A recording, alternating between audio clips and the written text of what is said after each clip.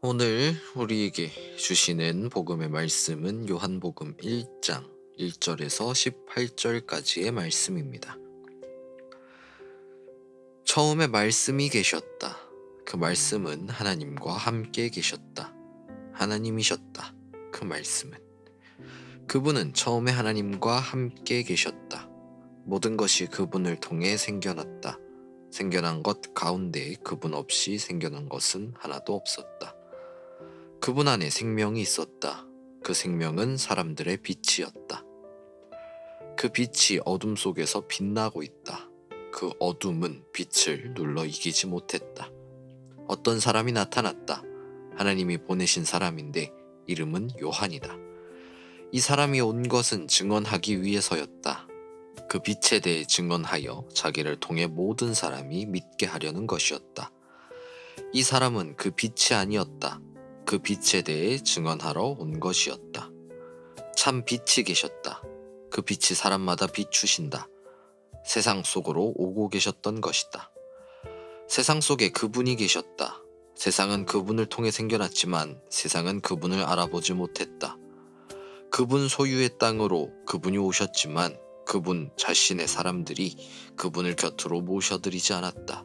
그러나 그분을 맞아들인 사람이라면 누구에게나 하나님의 자녀가 되는 자격을 주셨다. 곧 그분의 이름을 믿는 사람들에게는. 이들은 혈통을 따라서나 몸의 뜻을 따라서나 남자의 뜻을 따라서가 아니라 하나님에게서 태어났다. 그 말씀이 사람 몸이 되어 우리 가운데 거처를 두셨다. 우리가 그분의 영광을 바라보니 아버지에게서 나신 하나뿐인 아들의 영광이었다. 은혜와 진리가 가득했다. 요한이 그분에 대해 증언한다. 그가 외쳤다. 이분이 내가 말한 그분입니다. 내 뒤에 오시는 분이 계신데 나보다 앞서 계신 분이십니다. 나보다 훨씬 먼저 계셨기 때문입니다. 하고요. 그분이 가득 가지신 것에서 우리 모두는 은혜 위에 또 은혜를 받았다. 율법을 주신 것은 모세를 통해서이지만 은혜와 진리를 누리게 하신 것은 예수 그리스도를 통해서이다. 하나님을 뵌 사람은 여태껏 하나도 없었다. 그러나 하나뿐인 아들이신 하나님, 곧 아버지 품속에 계신 바로 그분이 자세히 알려주셨다. 주님의 말씀입니다. 창조주이신 하나님과 우리 구원자이신 예수 그리스도께서 주시는 은총과 평화가 오늘 함께 말씀을 나누는 여러분에게 가득하시길 빕니다. 기다림의 시기가 끝이 나고 성탄을 맞이했습니다. 그리스도께서 우리 가운데 오셨습니다. 곳곳에서 메리 크리스마스를 외치며 서로를 향한 인사를 건넵니다. 그렇게 기쁨이 가득한 날, 설렘이 가득한 날입니다. 여러분에게 있어서 이 성탄절은 어떤 날인가요? 우리를 구원하시기 위하여 이 땅에 인간의 몸을 입고 오신 예수 그리스도를 기억하고 생각하는 날이신가요? 아니면 그저 노는 하루, 즐기는 날에 불과하신가요? 날이 가면 갈수록, 시간이 흐르면 흐를수록 성탄의 의미는 퇴색되는 게 분명한 것 같습니다.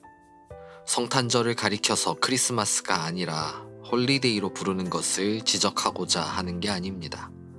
인사말로 메리 크리스마스가 아닌 해피 할리데이를 쓰는 것을 지적하는 것이 아닙니다. 명칭이 어떻게 되든 인사말이 어떻게 되든 그 안에 예수 그리스도가 사라지고 있다는 것, 그것을 생각해 보아야 하지 않을까 하는 것이죠. 그래서 매년 성탄절이 올 때마다 어깨에는 무거움이 가득해집니다. 사람들에게 잊혀지는 이 성탄절의 의미를 어떻게 이야기해야 하는가 하고 말이죠.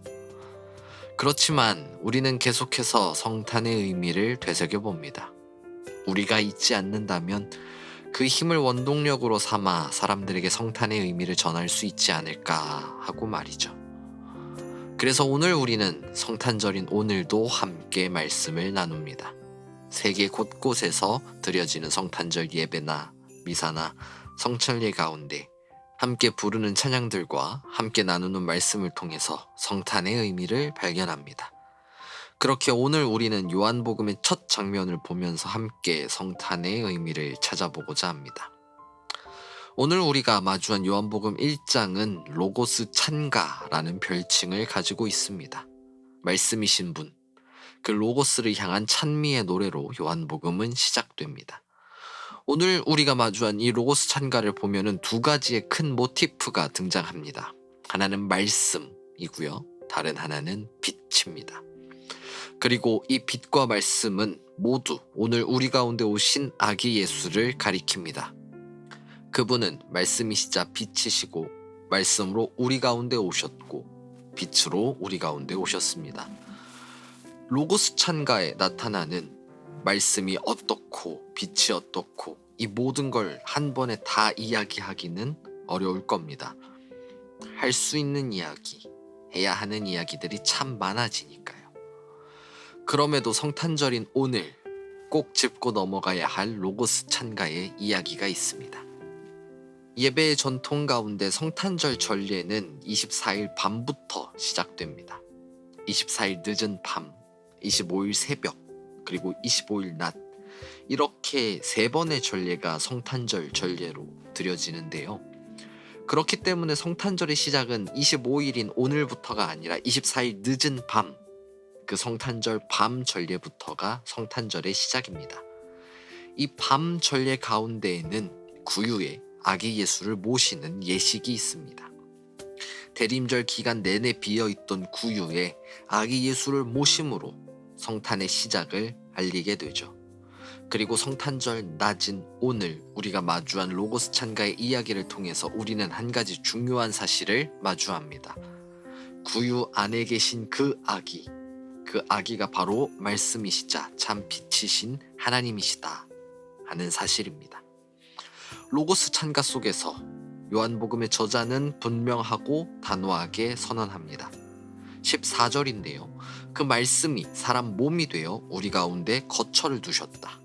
우리가 그분의 영광을 바라보니 아버지에게서 나신 하나뿐인 아들의 영광이었다. 은혜와 진리가 가득했다. 라고 이야기합니다. 말씀이 사람 몸이 되어 우리 가운데 거처를 두셨다. 라는 이 문장에서 거처를 두셨다 라고 번역된 그리스어 스케노는 장막을 치다 라는 뜻입니다. 장막이라고 할 때 여러분은 떠오르는 게 있으신가요? 저는 장막이라고 하면 바로 성막을 떠올리곤 합니다. 하나님께서 모세를 통해 짓게 하셨던 그 천막, 그 천막이 다 지어졌을 때 하나님의 영광이 가득했다 라고 출애굽기 40장에서는 이야기합니다. 진정한 말씀이 사람 몸이 되어 우리 가운데 천막을 치셨습니다. 그렇기에 저자는 그분의 영광을 바라본다고 선언합니다. 그리고 그 영광이 아버지에게서 나신 하나뿐인 아들의 영광이라고 선언합니다. 마치 천막에 구름이 가득하고 하나님의 영광이 가득했던 것을 이스라엘 백성이 목격했던 것처럼 우리도 우리 가운데 육신을 입고 오신 말씀을 통하여 하나님의 영광을 목격하게 되었다고 말하는 것 같습니다. 더 나아가서 저자는 이 영광이 은혜와 진리가 가득했다라고 설명합니다. 이 영광, 성탄절인 오늘 낮에 할당된 서신서 말씀인 히브리서에서는 이렇게 이야기합니다. 다양한 곳에서 다양한 방식으로 하나님이 예전에는 조상들에게 예언자들을 통하여 말씀하셨습니다. 이 마지막 때에는 우리에게 아들을 통하여 말씀하셨습니다. 하나님은 그 아들을 만물의 상속자로 삼으셨으며 그 아들을 통하여 세상도 만드셨습니다. 그 아들은 하나님의 영광을 드러내는 광채이시며 하나님의 실상 그대로이십니다. 자기의 능력 있는 말씀으로 만물을 지탱하는 분이십니다. 죄를 깨끗이 씻어내는 일을 하시고서 하늘 높은 곳에서 위대하신 분의 오른쪽에 앉으셨습니다. 그 아들은 천사들하고는 차원이 다른 이름을 물려받으셔서 천사들보다 훨씬 더 뛰어나신 분이 되셨습니다. 하나님의 영광을 드러내는 광채, 하나님의 실상 그대로이신 분, 자기 능력 있는 말씀으로 만물을 지탱하는 그 하나님이 우리 가운데 오셨습니다. 그러니 우리가 어찌 하나님의 영광을 보지 않을 수 있을까요? 그래서 우리는 오늘 성탄절을 맞이하여 요한복음의 저자와 같이 외칠 수밖에 없습니다. 그 말씀이 사람 몸이 되어 우리 가운데 거처를 두셨다 하고 말이죠. 성탄절, 오늘의 말씀을 마주하면서 우리는 우리 가운데 오셔서 함께 하시는 아기 예수를 통하여 하나님의 영광을 목격하고 있습니다. 우리 가운데 오신 예수를 통해서 하나님을 바라봅니다. 그래서 오늘은 기쁘고 즐거운 날입니다. 하나님이 우리와 함께 하시는 그 임마누엘의 하나님을 마주하는 날이니까요. 그런데 이 기쁨의 날이 우리만의 잔치가 되어서는 안 될 겁니다. 세상에는 아직도 참 아픈 곳이 많습니다. 슬픔이 가득한 곳도 많습니다. 차별과 혐오, 배제됨이 가득한 세상은 성탄의 기쁨을 절실히 필요로 합니다. 2016년 성탄절 설교 가운데에 이런 이야기를 했던 적이 있습니다. 이 세상에 구원이 필요한 사람들이 많다. 2014년 4월 16일 304명이 희생당하고 9명은 아직 수습되지도 못한 세월호 참사의 유가족들, 자본주의와 개발이라는 이름으로 삶의 터전을 빼앗긴 철거민들, 코리안 드림을 꿈꾸며 가족들 먹여 살리겠다고 한국에 와 차별과 무시를 받는 이주민들, 이를 열심히 해도 인턴이라는 이유로, 비정규직이라는 이유로 받아야 할 대우를 받지 못하는 비정규직 노동자들, 다른 사람들과 성 정체성이, 성적 지향성이 다르다는 이유로 차별받고 억압받는 성소수자들, 그 외에도 삶을 살아가며 세상에서 고통당하고 무시받고 억압받는 사회의 약자들. 이 사람들은 명예와 권력과 부가 필요한 게 아니다. 자신이 처한 고통과 억압과 무시와 차별에서 해방되는 구원이다. 주님은 오늘 우리에게 말씀하신다. 가서 그들에게 구원을 선포하라. 구원을 맛본 자들로서, 구원을 누리는 자들로서 내가 맛본 구원, 내가 누리는 구원을 선포하라고 말이다. 10년가량이라는 세월이 흐른 만큼 무언가 달라졌으면 좋겠지만 구체적인 대상자만 달라졌을 뿐 인간 세상의 현실은 크게 달라지지 않은 것 같습니다. 아직도 세상 속에서 폭력과 아픔, 차별과 혐오, 배제됨과 소외됨, 쫓겨남 가운데 놓인 사람들이 많습니다. 우리나라뿐만 아니라 전 세계 곳곳에 많이 있습니다.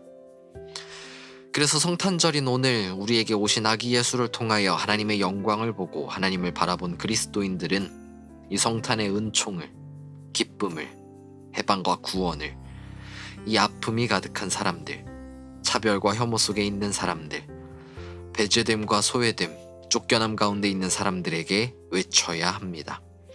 이들을 단순히 예배당 안으로 끌고 들어와 예배당의 자리를 하나 더 채우라는 게 아니라 그들이 성탄의 은총을 경험하고 하나님을 마주하고 그 영광을 바라봄을 통하여 그들이 처한 그 시궁창 같은 현실 속에서 해방되도록 해야 합니다. 그래서 오늘 할당된 구약의 말씀인 이사야서에서는 이렇게 선언합니다.